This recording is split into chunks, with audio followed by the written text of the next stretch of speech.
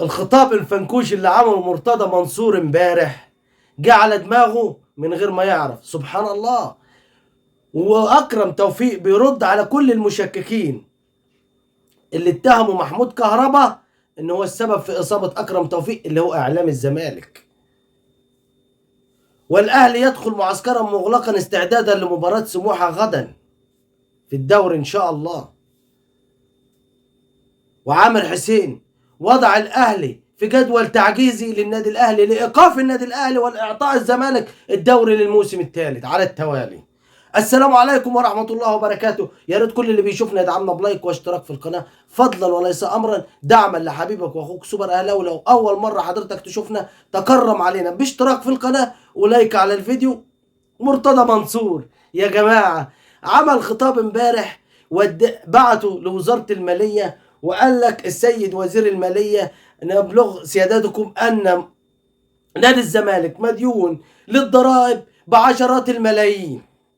وما كانش يعرف ان الحاجه كله ده مكيده في ممدوح عباس، ولا هو عنده علم ولا بتوع الشؤون القانونيه في نادي الزمالك قالوا له ما تطلعش الخطاب هتركبنا مصيبه كبيره.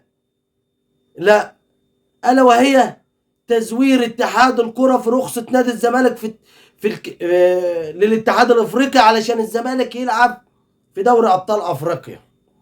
بكده بالخطاب ده واي حد في مجموعه الزمالك سواء المريخ السوداني او الترجي التونسي او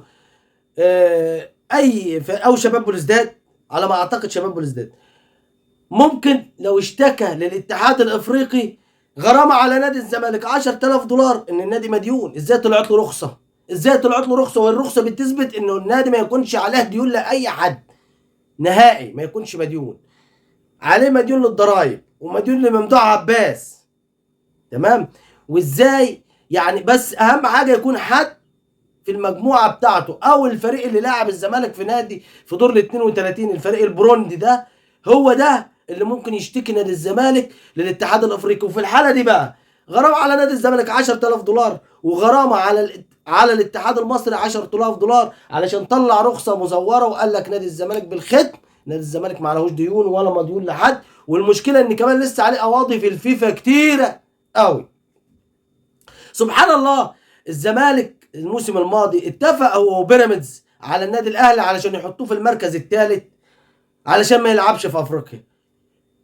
يجي السنه دي بقى ان شاء الله باذن الله اهو الاهلي راح ثالث، وسبحان الله الاهلي هيلعب في كاس العالم للانديه، والاهلي مشارك في دوري ابطال افريقيا الثالث، مشارك في دوري ابطال افريقيا. ولا مع العلم ان شاء الله المشكله بقى ان الزمالك ممكن ما يلعبش كمان في دوري السوبر اللي هيعمله الاتحاد الافريقي اللي هم الثمان فرق. عارفين يا ساده الثمان فرق دول مجموعه الاهلي فيهم كام فريق؟ ممكن كمان فيهم الهلال السوداني.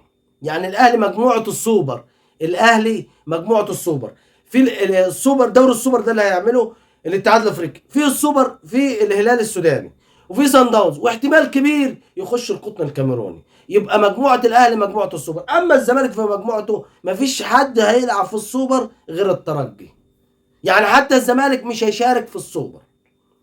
واكرم توفيق بيرد على كل المشككين اللي طلعوا امبارح واتهموا محمود. ما سبحان الله مفيش حد لاقي حاجه او عاوز يعمل حاجه الا والا ويضر بها محمود كهربا، الا وهو اعلام نادي الزمالك. حتى جمال عبد الحميد امبارح نفسه قال الكلام ده، وعلى مسمع ومرمى الناس كلها قال لك احنا هندعي الاكرم بالشفاء، بس لسه النادي الاهلي ما اعلنش، لكن لما يعلن ابقى ندعي له.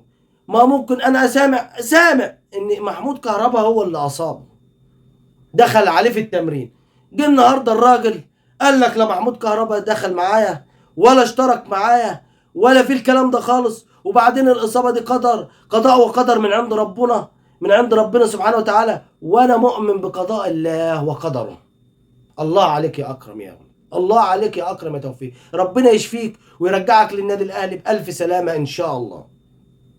وزي ما قلنا النادي الاهلي ان شاء الله باذن الله في معسكر مغلق استعدادا لمباراه سموحه بكره ان شاء الله الساعه 7 مساء.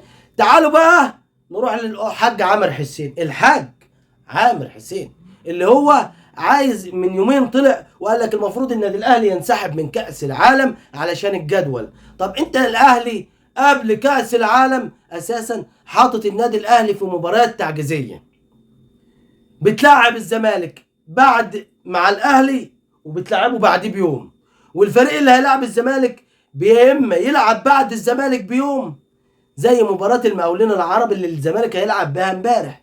الزمالك لعب يوم كام؟ الزمالك لعب من 4 ايام، المقاولين لعب من 3 ايام وهيلعب بكره. المباراة الجاية بقى بكره الزمالك هيلعب مع المقاولين العرب، الاهلي هيلعب مع مين؟ مع سموحة. المباراة اللي قبلها الاهلي لعب مع فاركو، سموحة تخيلوا لعب قبل الاهلي بيوم، قبل الاهلي بيوم. امبارح سيراميكا كليوباترا كان بيلعب في الدوري مع الاتحاد. الاهلي هيلعب بكره مع سموحه وهيلعب يوم الاربعاء بعدها بيومين. تخيلوا المباراه اللي مع الاهلي بعد سموحه مين؟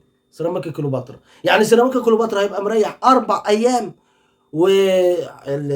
اللهم صل على النبي، والاهلي مريح يومين. الاهلي مريح يومين، والزمالك عشان بيلعب المقاولين مريح 4 ايام، والمقاولين مريح 3 ايام. والزمالك يلعب بكره في نفس التوقيت مع الاسماعيلي، والمباراه اللي بعد المقاولين مع الاسماعيلي يوم الخميس. طب ما الاهلي زي ما لعبته بكره هتلعبه بكره الحد، لعبه يوم الخميس. ليه تلعب الزمالك في نفس اليوم وبعد كده ترجع تلعب الزمالك بعد الاهلي بيوم؟ ده من يوم ما بدأ الدوري الكلام ده وهو ماشي على كده. الفريق اللي بيلعب النادي الاهلي لازم يكون مريح قبل النادي الاهلي ب3 4 ايام او اكتر من الاهلي، يا بيومين يا فرق يوم. ولكن الحمد لله الاهلي برضو يا حاج عامر يا حسين مش هيتأثر، وباذن الله ان شاء الله الاهلي بكره هيفوز على سموحه ويتربع ويفضل متربع على قمه الدوري. وان شاء الله باذن الله كل التهنئه من القلب والله علشان انبي اللي مشى حلمه طولان علشان فاز على الزمالك او اتعادل مع الزمالك حلمه طولان، او فاز الموسم الماضي فاز على الزمالك فمشاه رئيس انبي. تخيلوا انبي في النازل النهارده بنبارك لنادي اسوان بالفوز 2-0 على انبي، ومبروك الف مبروك لنادي اسوان الفوز على نادي انبي، وان شاء الله باذن الله في تقدم واحسن من كده. انبي بقى بيرجع علشان رئيسه الزملكاوي اللي مرضيش يبيع مصطفى شلبي للنادي الاهلي. وفي الختام ما تنسوش الاشتراك في القناه واللايك على الفيديو، والسلام عليكم ورحمه الله وبركاته.